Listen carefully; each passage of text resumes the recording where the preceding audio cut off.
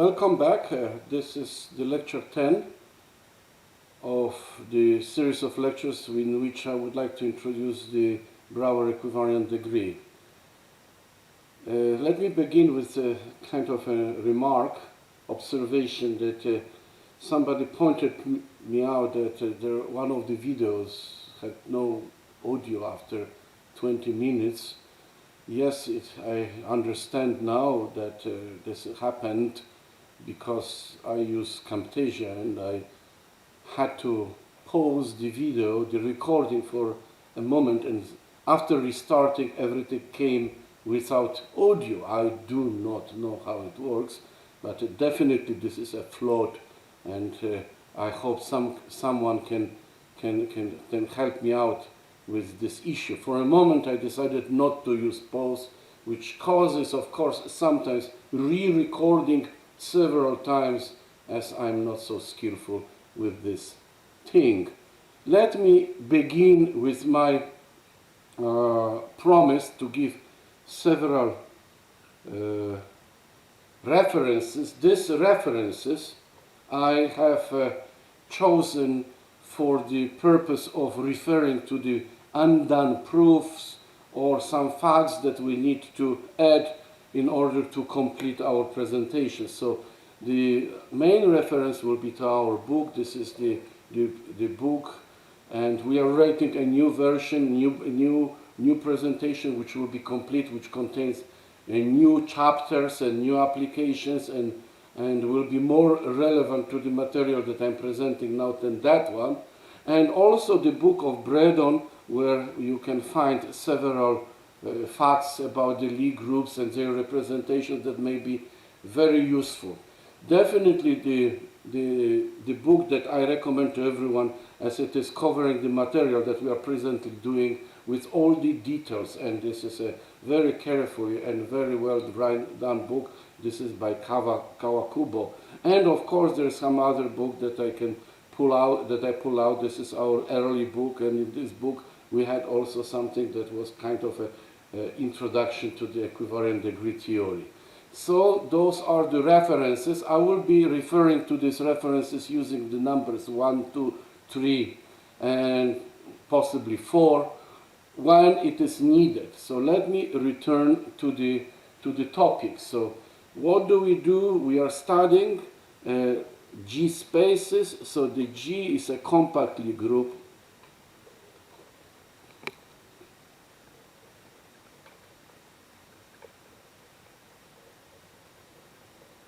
And assume, for example, that X and Y are two G spaces, and F that goes from X to Y is a continuous map.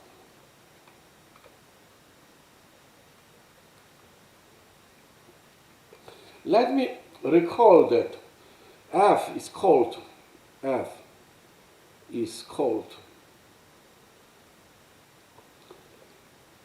G equivariant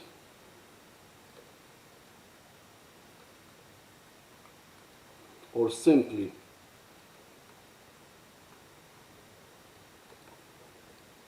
G map. We should use G map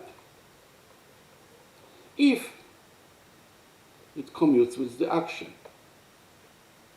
If it commutes to the action. So that means for every G belonging to G and for every X belonging to X, we have here that F Gx is equal Gf of X.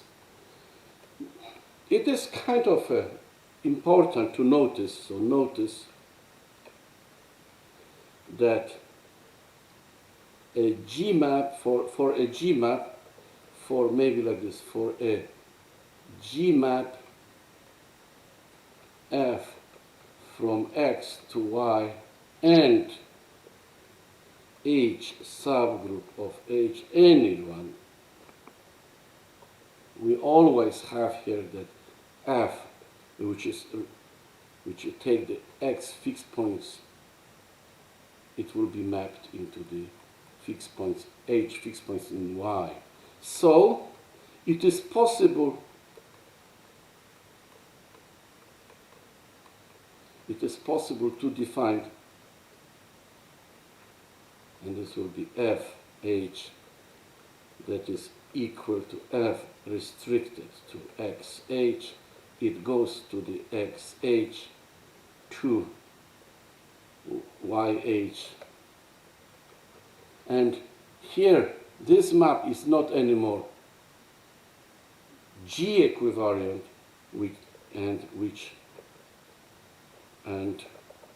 and f of h is in this case just WH equivariant.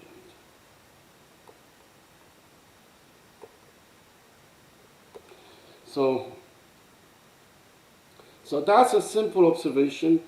We don't need to do it in the details. So maybe what I want to do with the details is the concept of the NLH numbers. So few remarks and additional remarks about the numbers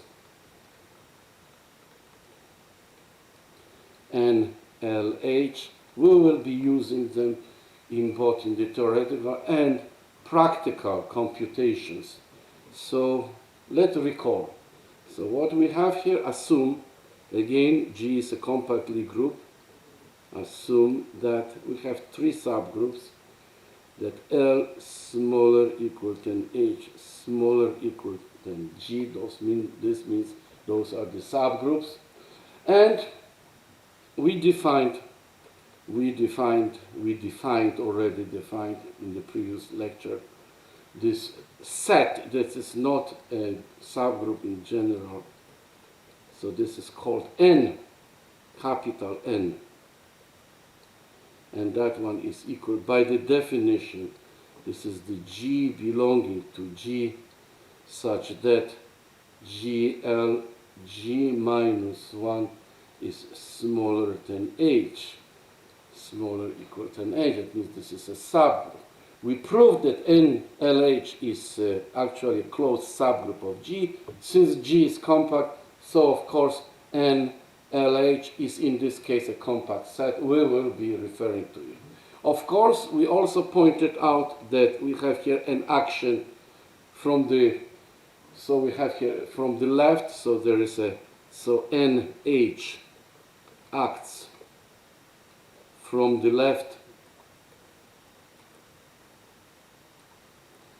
on NLH just simply by multiplication, and C and B, and we have also the action on the right of the normalizer of L, so acts from the right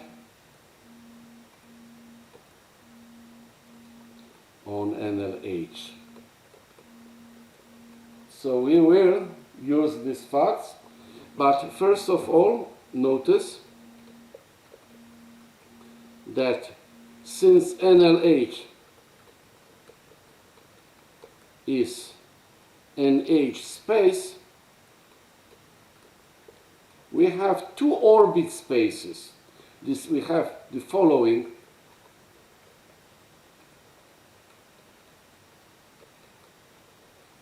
Orbit spaces. So the first one is the space NLH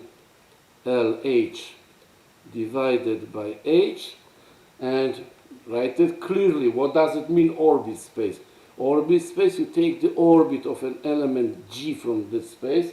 So this must, you notice that this is, because this is just a regular multiplication, so it will be the right coset. This is the right coset. So it will be like a G belongs to the NLH.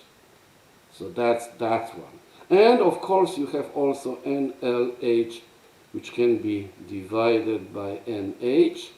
So it's again the right cosets.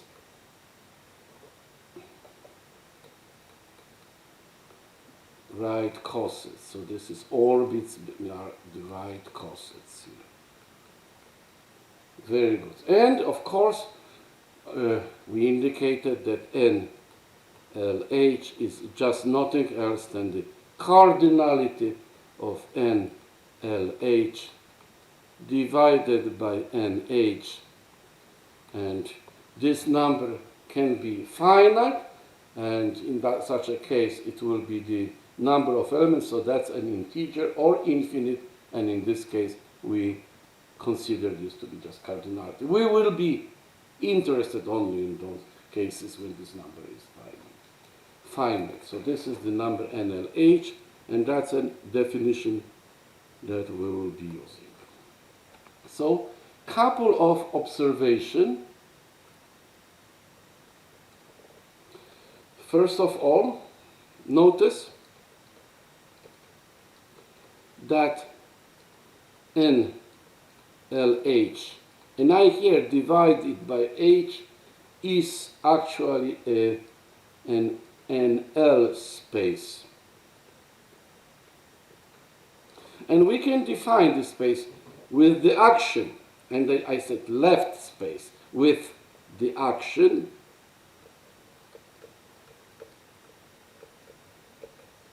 which is given by this formula, namely, you say simply that L acts on the coset, means the orbit here, by the definition, just simply by taking the multiplying here from on the right. So we are using here the right action to define the left action. This is a common technique. Any right G space can be considered as a left G space, and that's what it is done here. So this is a well-defined action, and you can notice easily. So one can easily verify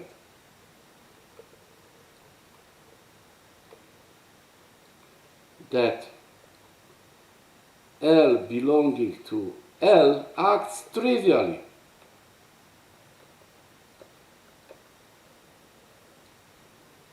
On NLH divided by H. Trivially, indeed.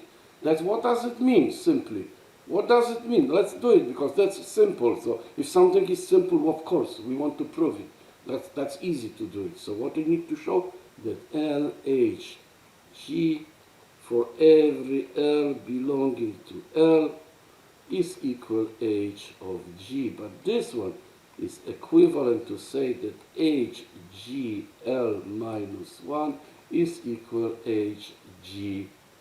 And that one is, of course, equivalent to say that HGL minus 1, and this one is G minus 1 is equal to H, and that one is equivalent to say that GL minus 1 of G minus 1 belongs to H.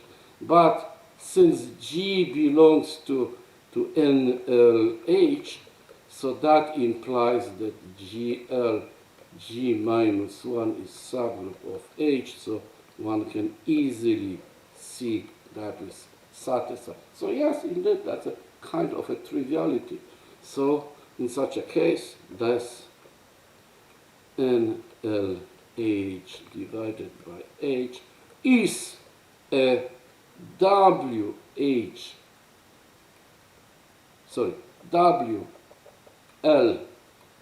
space. So we have here that this is a WL space. Let me write it down without, let's say, in more, let's say, neat way. Not H is a WL space. Very nice. Okay, so that's my first case. So here we have here this particular space. I take it into the frames, and I say, wow, I have a first state. The second space that I'm interested in is exactly the space of fixed points. Namely, notice that this space, I take G, this is this orbit space. So what that, notice, this is the homogeneous space. So it means this is the space of F left cosets such that G belongs to G. So that's also a G space, because I can multiply the cosets by the numbers, by the elements of G. So we can consider the fixed point space, the L fixed points space. In this case, this is exactly G, H, and H, and I put here L, which, as we noticed, is a WL space, as I indicated it in the very beginning here of this lecture. So we indicate it here. See? Those are the WH spaces. Yeah. So we have the following statement, theorem.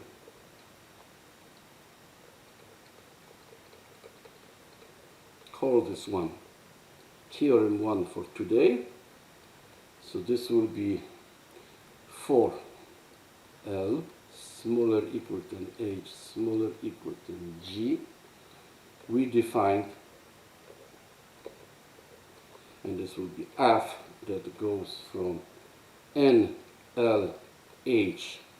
divided by H to, and this will be G divided by HL by the formula, namely I take here F and I put here orbit, so this is G in orbit, so that will be G minus 1 of H, and that's a left coset.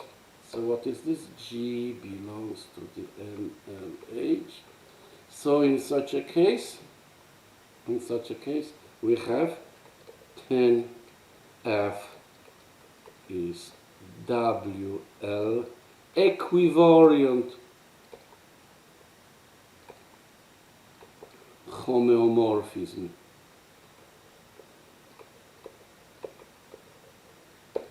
So proof, notice that if for every L belonging to L, what do I have? I have here that L G minus 1H is the same as G minus 1H, then this implies that GL, this is equivalent that GL G minus 1H is equal to H, and this is equivalent to say that GL G minus 1 belongs to H, and that one actually implies that G, this is for all L belonging to L, for all L belonging to L, and this actually means that L G minus 1 is smaller equal than H, which means that G belongs to the NLH. So we can see that the operation is well defined if this does not depend on the choice of the element from the orbit. So assume that we have here another element, assume that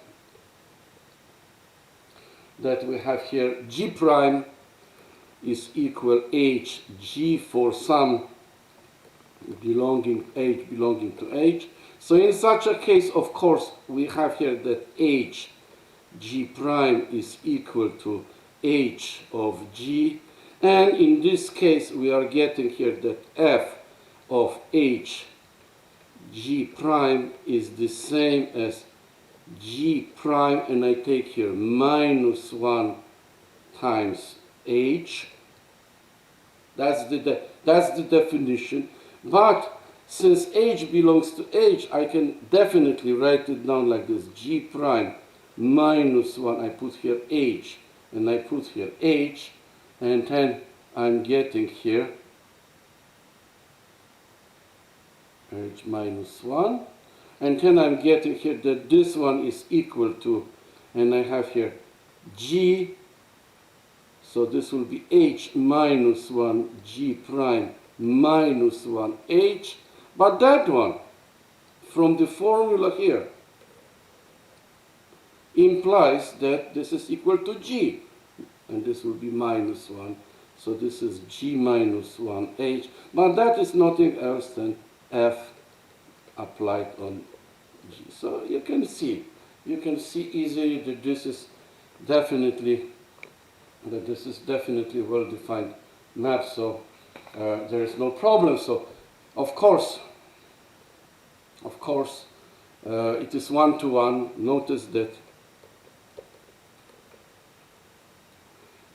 that F is bijection. Actually, we proved already that this is surjective. It is here. We can see that the map, this map actually from NLH, the F from NLH, which is factorized to H through H, so to the orbit side, is actually surjective. So you just need to show that this is notice that this is bijection. So I put here like this: surjection. Surjectivity is obvious. So we need to show that if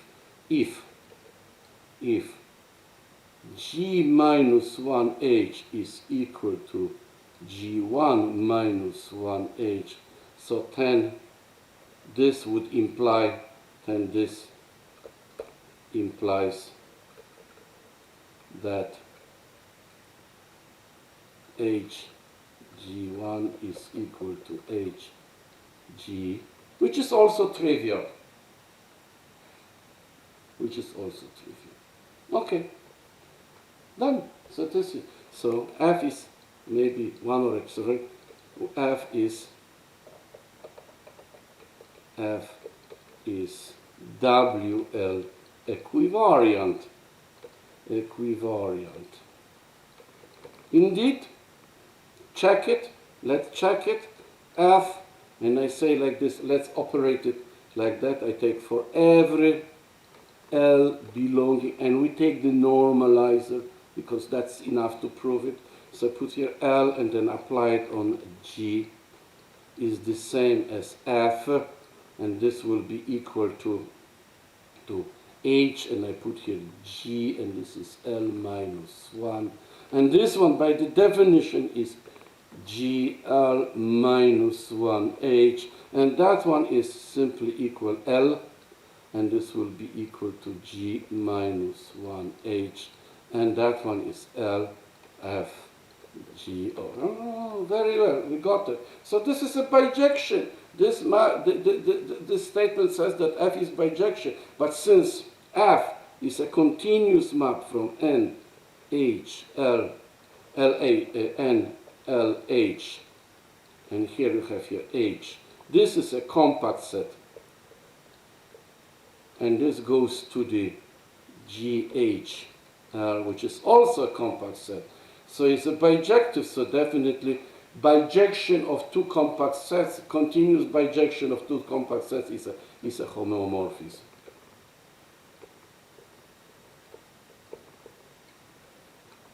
It's a homomorphism. So this is first observation. So next observation, I will put it also as a theorem, because it's easier to refer to the theorems than to observations.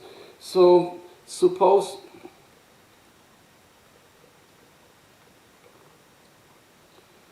you have here L and H belong to, okay, phi 0 of G. Do you remember what is phi 0? So phi 0 of G, so this will be just simply the set. So this will be the set of all conjugacy classes such that So conjugacy classes such that of subgroups such that dimension of while group of H is equal to 0. So if I put here K instead of, if I put here K, this will be just K.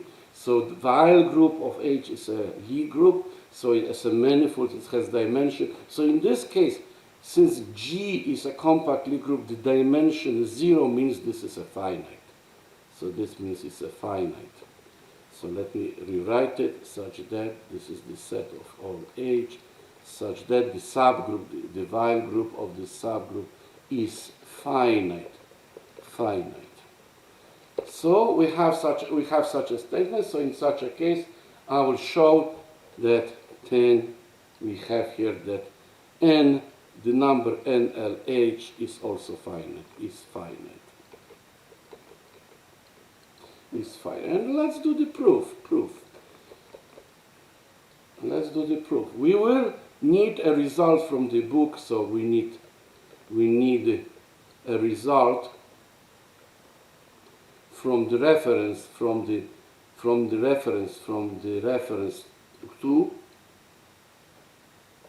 the reference book, and this is the book of the Braddon that I mentioned in the beginning, that in the case of the compact Lie group, that for a compact Lie group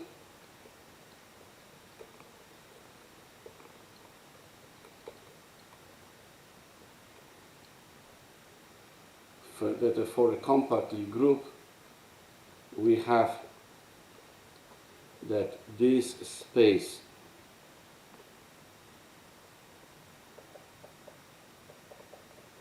put it like this, G, we have that this space G divided by HL contains finitely many orbits. What orbits? And WL orbits. And now you see finitely many orbits, and WL is finite, so that means simply that the orbit contains only finitely many elements, so finitely many or finitely many is finitely finite. So this means the end of the proof. And it's done. And then in this case we have here, let's maybe add it. So then therefore we have put it like this, that NLH divided by H can be written like this. This will be the same as NLH.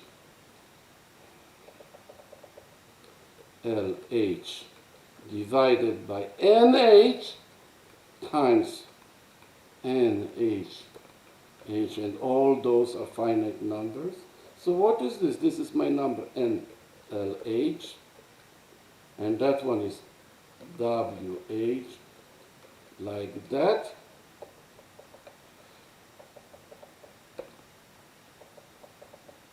Like that. So we use the previous theorem to notice that this is nothing else than this is GH. So we prove this is a this is finite. Since this is equal, this one is finite, and now you have here that finite number, so this is finite, and that one definitely must be finite. Okay? Just simply a finite number has to be a product of two finite numbers. Okay, so we got it. In particular, we got this one, this thing. So we have a corollary.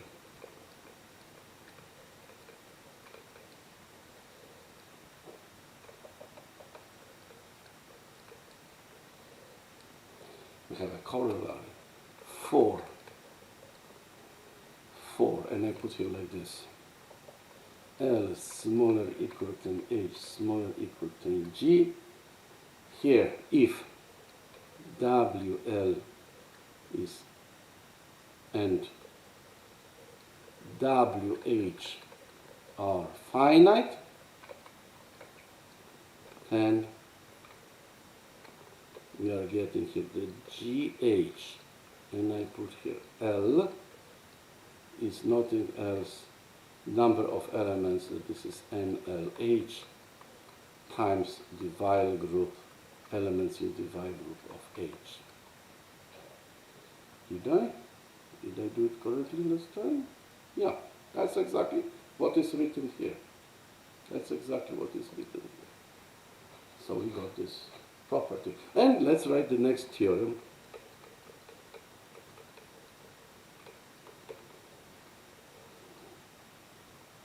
Let, I put here L smaller equal than H smaller equal than G, and be such that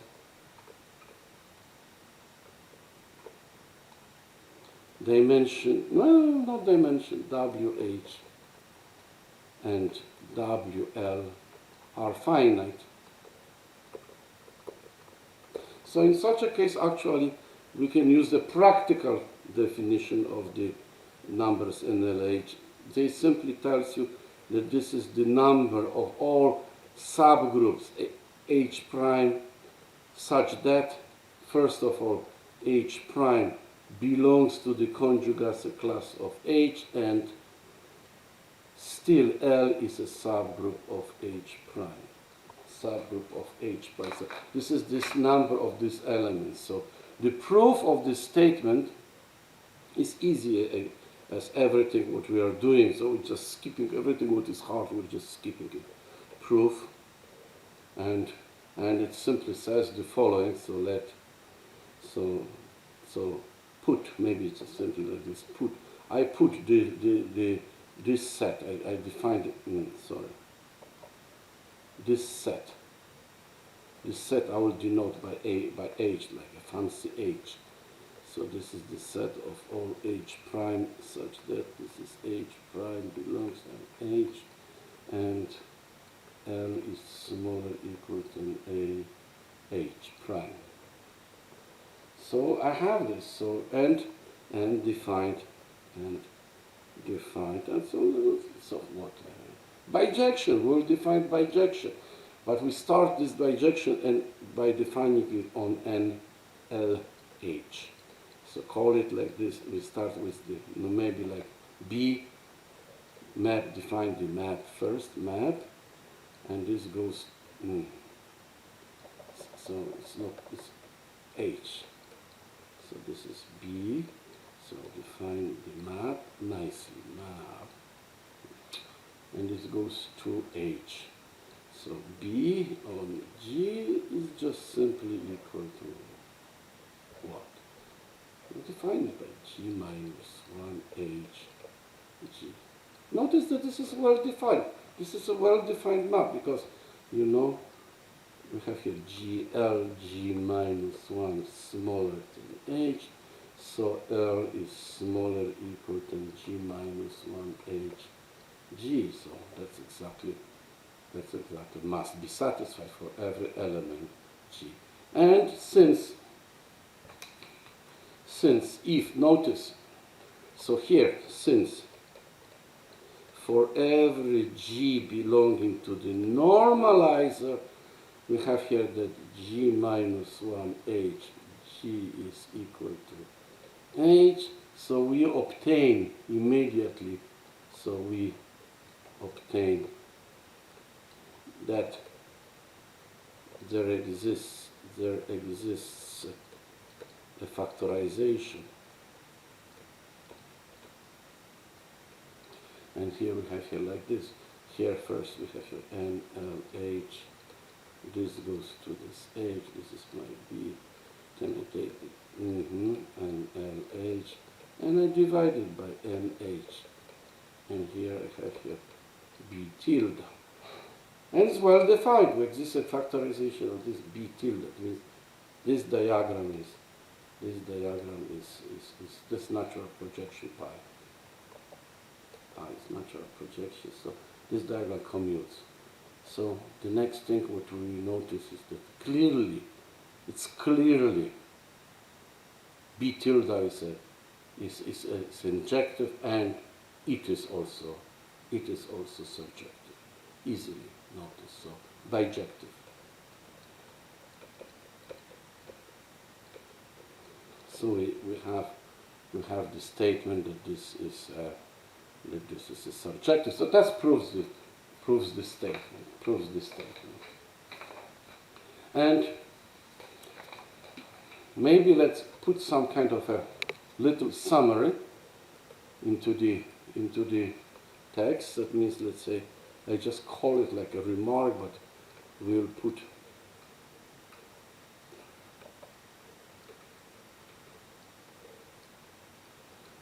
the things in such a way that we will emphasize certain properties. So suppose we have here this compact Lie group G, L, H, like it is written here, and let X be a G space such that, and here I put it like this, XL is not empty and XH is not empty. So that means there exist the orbit types L and H inside the G. So I want it to be non-empty. So first of all, I want to notice that in such a case, we have always the subspace L. So this will be subspace of or HX will be subspace of L. And the second one is that if I take XL, so this will be belonging to the XL, if and only if, notice it, this is easy to verify, you just simply write the relations and you're getting exactly when G belongs to the NLH. So that shows you what is the relationship between the fixed point spaces and the space when the set NLH. And the C is basically that actually GXH is equal to XH if and only if, guess when G belongs to the NH. Only, if and only if. If and only if. And D is interesting because now we know that this set is non-empty. It's not empty by the assumption here, by these assumptions. And it is complete. It is a union of exactly NLH copies, subsets, copies of subsets.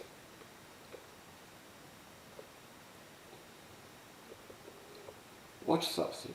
XH prime such that H prime belongs to H. That subsets.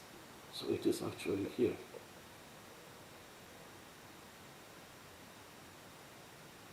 See? Belongs to, where is it? Here. Belongs to H. And that's a condition that this is there. So, convention.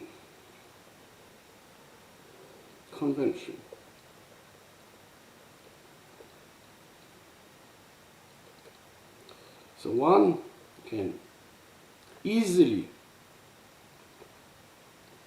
notice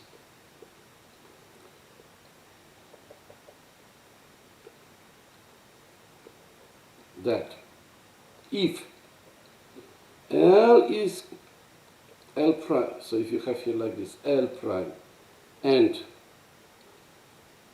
H is conjugated to H prime, and we have here like this L smaller equal than H, and and L prime smaller equal than H prime, then these two are just, then this space is NLH divided by NH, and this space NL prime H prime, and this is NH prime. They are just homomorphic, equivariantly homomorphic. No, no. Yes, yes. They are homomorphic. They have the same number element. Are homomorphic. Are homeomorphic. No need for the equivalence. They are homomorphic. So that means they are the same element. So that means the number NLH can be defined not for the subgroup, but actually for the whole conjugacy classes. Therefore, the numbers NLH can be associated with the conjugacy classes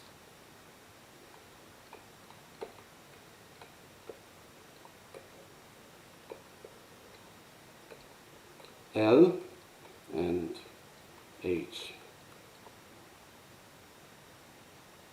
And we can extend that number. So what kind? Because here we need to have that this class is smaller equal than H according to the definition. And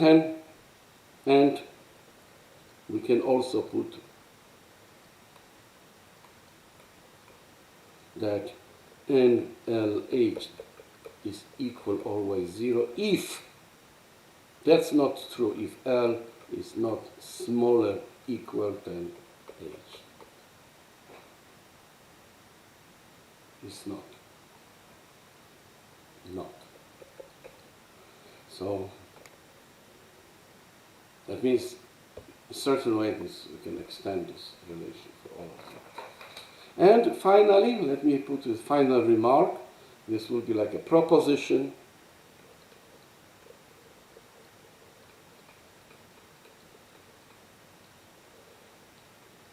Final remark for this particular section. Let X be a G space and suppose here that L smaller equal than G is such that XL is non-empty. Otherwise, there is nothing to prove. Then we have here the following.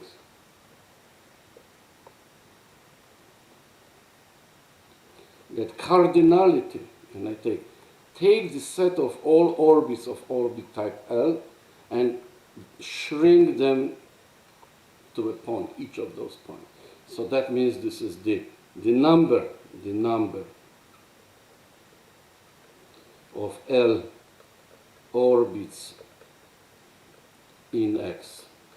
So this is going to be the same as, I can write it down like this. This is XL, and that will be NL, normalized. And of course, since L acts trivially, this will be the XL divided by WL. And it is important to know WL acts freely on this space. So I have here free action. Okay. So let's do it. Proof. And proof, we just simply show that there exists a specific map. So I want to define, we want to define the bijection, a bijection, correct, like this, a bijection psi, and we will define it, xl over g to xl, and I put here nl, because that's what it is. So how we are going to do it? So first of all, suppose, so take any orbit, so let I put here like this, g of x be an orbit, so an orbit of x in x, such that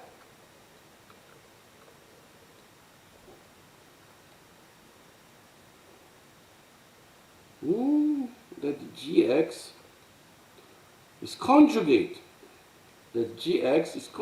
to put it like this, minus 1 to L.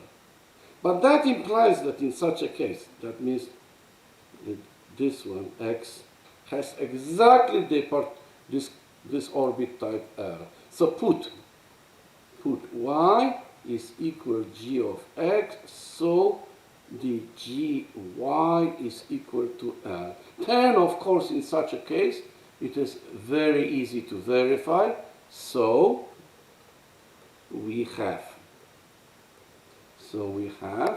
and I can put it here. Let me write it down. The definition, psi on the g of x will be just simply equal, and I take the nl and I put here y, orbit y. So that's the orbit.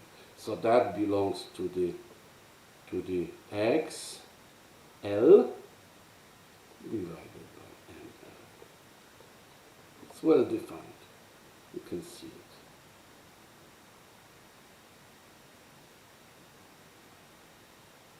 So psi is well defined. Doesn't depend on the choice of the representative y. Doesn't depend on the choice of the representative y. And is bijection and is bijective. And again, I would say those are the easy verifications. I don't need to do too much of those little details. Anyway, you can easily verify any kind of the statements. So just simply remember that in most of the time, the problems here are kind of very simple most of the time. So if you have here that if you know that for two elements you have the things, if you, okay, you will find out. Okay, so how to do this? Done. So this would be the end, and I would refer to the reference number 3 Kawakubo for more details and more information about G spaces. It is recommended. And the most important topic for today is actually the new one. It will be Burnside ring.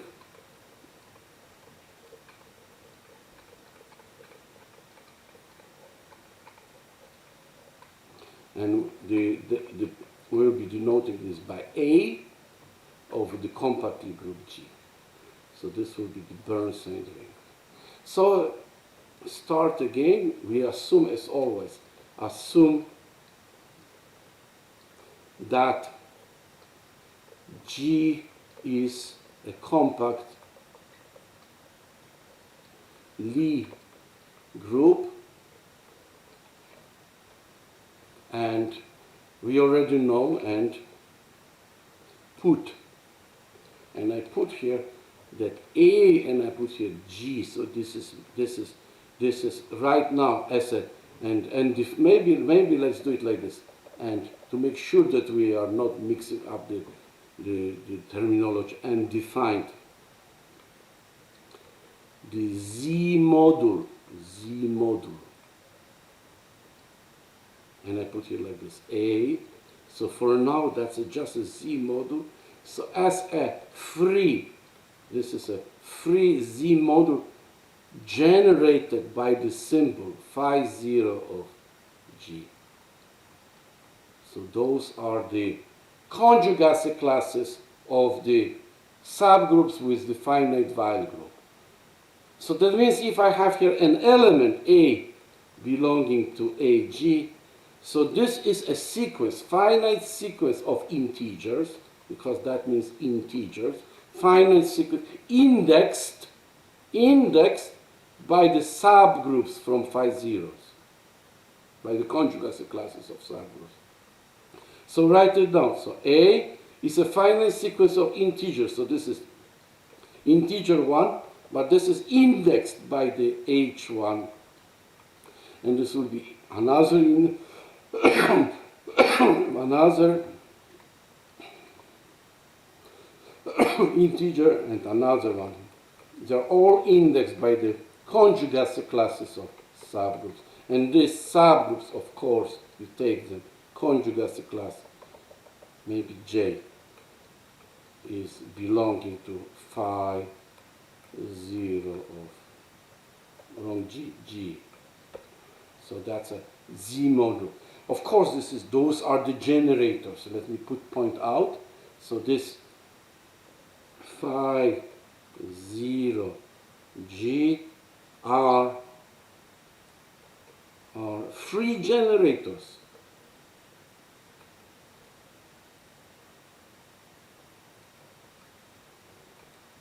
of A of G. So now we will define the multiplication. And in order to define the multiplication, we defined it on the generators. Now, we defined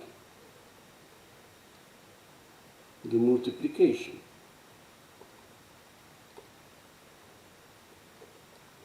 Just put here a dot, and this will be A of G, A on G going to A on G on the generators. And I put here H and K belonging to phi 0 of G. How it is defined? By the formula. So simply you take H and you want to multiply this generator by K. So by definition, okay, maybe write it down. So this will be equal, and this will be equal to some index. We know those are integers indexed by the subgroups. So conjugacy class of subgroups in phi 0 of G.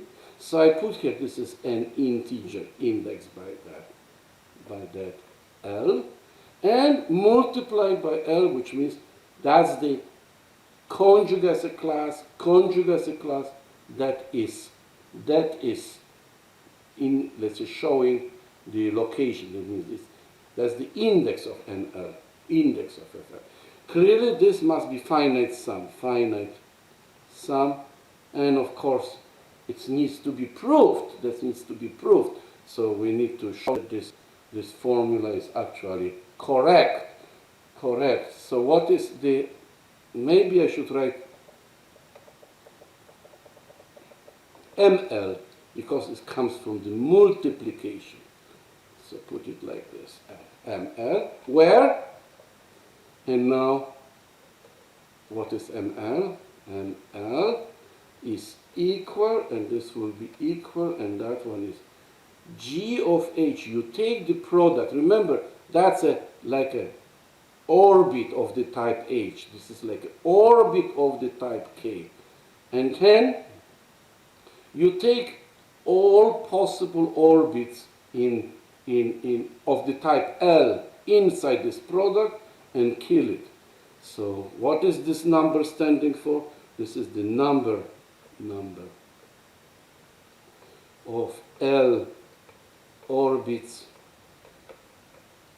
in GH times GK. So of course, we need to show that in our case, there is only finitely many such orbits, L orbits. Okay, so maybe we started with the but this is also, since in our case we are getting here that this is that this G over H times G over K, they are both smooth manifolds, the homogeneous spaces are manifolds. So we have here a compact G manifold. This is a compact G manifold. So we can refer either to Braddon's book, either to Kawakubo book to show that contains that this number is always finite, because there is not finite. There is number of not this number. This sum is finite. Sum is finite because that space contains only finitely many possible orbit types. So we need only to prove that the number ML is finite. Number ML is finite. So we need to show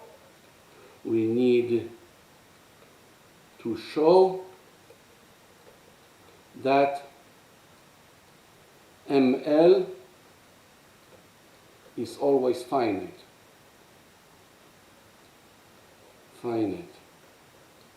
And let's do it.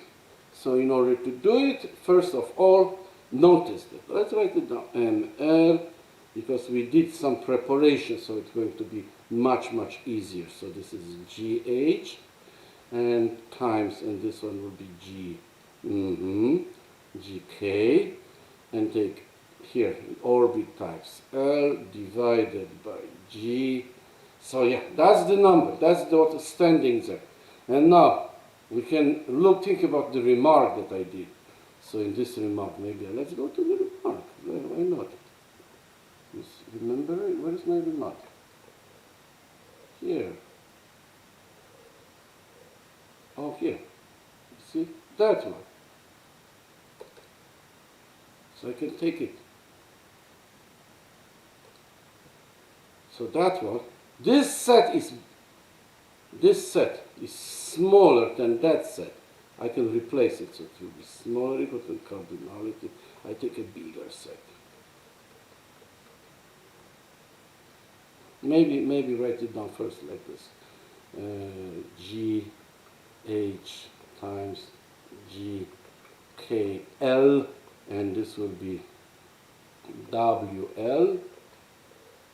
Okay, and now I take the bigger set, so this is K. I put here L up.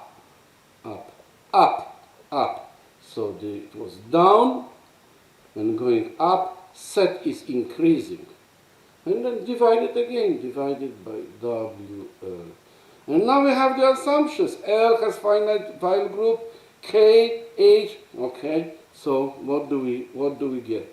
So we are getting here that first of all, fixed point space of the product is equal to the product of fixed point spaces. So I'm getting, so this is GH times, and this is GH, not HK, L, and everything divided by WL. And I look, we already know This is a finite space.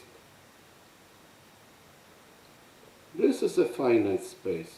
Actually, I know how many elements are there. So this finite space, we showed that this is n LH, which is finite, times the while group of H. So this is finite. Similarly, the other one is also finite.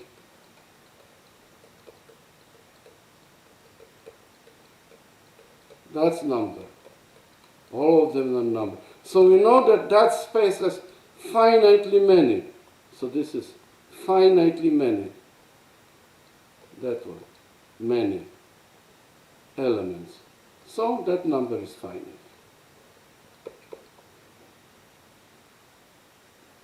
That number is finite. Very good. So, as I said, also in algebra, very often we just introduce a structure, algebraic structure, and then we just say that's how it is defined, and we just create a series of properties, theorems, etc., without worrying too much about the too many examples. However, our goal is to use this particular theory with respect to very concrete groups. So we need a very effective way to compute the structure, the multiplicative structure of the Burnside ring. Our goal is to develop a theory that will generalize the usual degree theory, Brouwer degree theory, local Brouwer degree. Our degree theory will be giving us not elements of integer numbers, but it will be giving us the elements of the Burnside ring as the values of these degrees. So once we have a map, we have a group, we need to compute the degree. We may also need to use the properties, multiplicative properties, namely to know how to multiply the elements of the Burnside ring effectively, and it has to be done in such a way that it will be done for concrete maps, for concrete groups, and exactly. So, for that purpose, let me formulate this particular computational formula, which we'll call the recurrence formula. So I will name it, so theorem, and I give the name. It will be referred in the later as a recurrence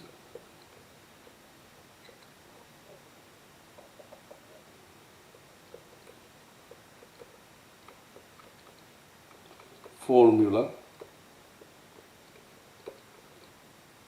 And this formula goes like this. Let H, K be generators of the Burnside ring. Then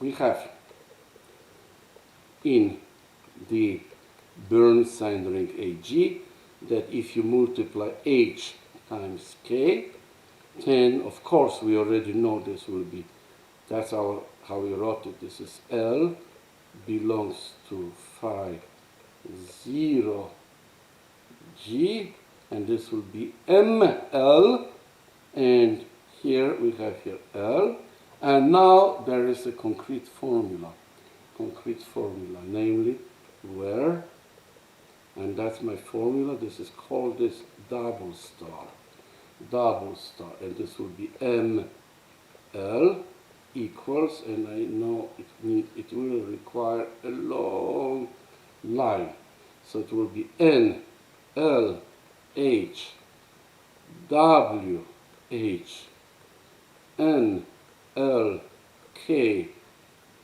W K minus, and this will be L tilde larger than L, and this will be N, sorry, not N, M L tilde, and then times N L L tilde, and this will be W L tilde. everything divided by WL. So that's my recurrence formula. That's my recurrence formula. The proof of this formula is done using the, let's say, the technique which is called the induction over the orbit types in X. But for us, let's say, let me explain it. Maybe let me explain it just simply, shortly, how it's going to work. So first of all, suppose this is my G space. This is exactly the product of two orbits. And in this product, you can have all kinds of possible orbit types. All kinds of possible orbit types. We know how we are computing the coefficients. Namely, we're counting these orbits, how many orbits of a given type are inside this particular space X. So if this is this space, of course, I can make a lattice of all those orbit types. I don't need to take all of them. I'm only interested at the orbit types that belongs to the phi 0 on G. And I know these orbit types, by the properties of the Weyl groups, will be always at the top. Will be always at the top. So then the lattice, which indicates us the order in this particular, or let's say, conjugacy classes. So this lattice will show us what are the elements that are at the top. Those are elements basically called maximal elements. So this will be like a H6 and possibly H7. So you can imagine, so this means there is a relation here, there is a relation here, there is a relation here, there is a relation here, here, here, here, here, and then maybe you can also have the relation like that. So imagine this is, so the elements, the maximal elements, we will call them maximal, those are the maximal elements in this lattice. They are on the top. There are no larger conjugacy classes here than this element. So those are called the maximal orbit type. Maximal orbit types. And now, of course, you can see that, that if you are starting your proof, you can always assume that I can take L to be exactly this maximal orbit type. Then I look at my formula, and you see that in our case, my formula, so for a maximal orbit type L, so in this case, I have here that let's write it down. So the NLH, we know exactly what is NLH. That ML will be equal the number of orbits here. So this will be like, I'll write it down. This will be GK, and then you put here L divided by G. So here we know this is going to be exactly, because there are no other orbit types, so this means this is actually equal to L here divided by WL. We did it. So I think you understand. So it goes down. You see it goes down. This is the same as down by the theorem, and then you can go up because there are no other larger orbit types there, so that means it is equal here. But that formula was derived, and we know exactly what it is. This is basically the number of elements in first, so this will be the number of elements in the first one, L times the number of elements, because the action is free. So this is G divided by KL, and divided by the WL. And we are getting the number of elements in the first component, so this will be maybe product, might just simplify it a little. K L and divided by the number of elements in WL. And we are getting exactly what we need. So this is NLH times WH and times, maybe go to the next line. Go to the next line.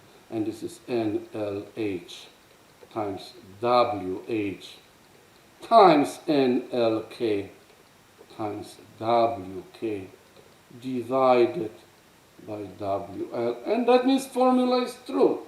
Formula that we postulated in the theorem, in this theorem, is true.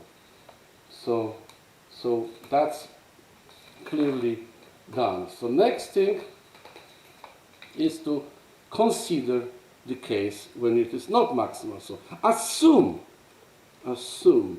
and this is our for induction over the orbit times, induction, that for any L prime, so maybe not L prime, L tilde, which is larger strictly than R, and here we have here the L still in the F0 of G. So in this case, L tilde is also there. The formula star is true. So this formula is true. So we need to prove that it is also true. We need to prove it that we need to prove that is true for L. Good. So let's do it.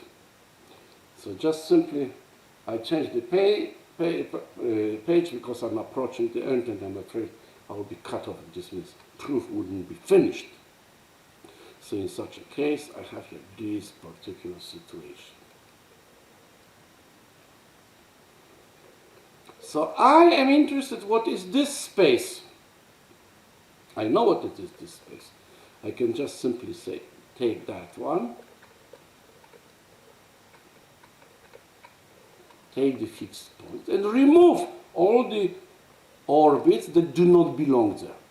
Then it means orbits L tilde, all possible subgroups, not conjugacy subgroups, and then remove them. Those are the orbits that are there. And I removed them. So minus, this is minus. I removed them. But I also know something. I know, we just proved it. We know how many there. So how many? So how many elements are here? How many elements are here? Now that's clear. So let me put here absolute value, and we have this is L. Every orbit has this many, so every orbit has this many elements. And they're exactly, that's the number of the orbits. That's the number of the orbits. Let me write it again. ML times WL tilde, like that. That's the number of the orbits. Very good. And here we just use this formula to compute the number elements of there. So what do I get here? I'm getting here this number, wrong G. So GH times GKL